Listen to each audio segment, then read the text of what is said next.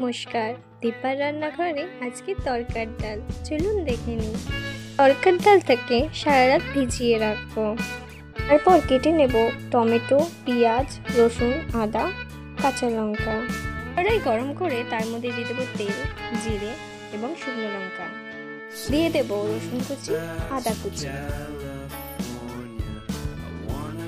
দিয়ে ভালো করে নাড়িয়ে চাড়িয়ে নেব।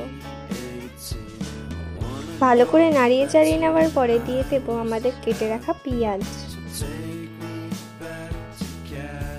পেঁয়াজগুলো আস্তে আস্তে নাড়িয়ে নেব।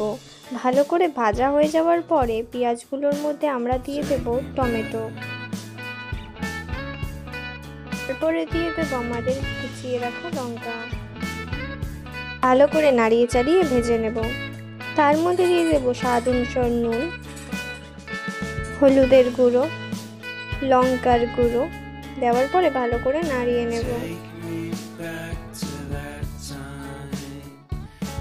মশলাটা ভালো করে নাড়িয়ে নেওয়ার পরে আমরা দিয়ে দেবো আমাদের তরকার মশলা। দিয়ে ভালো করে নাড়িয়ে চাড়িয়ে কষিয়ে নেব।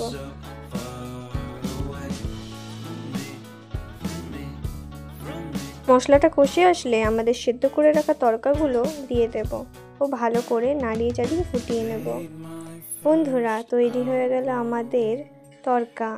তার এর সাথে আপনারা গরম গরম পরোটাও দিয়ে দিতে পারেন, বেশ জমবে।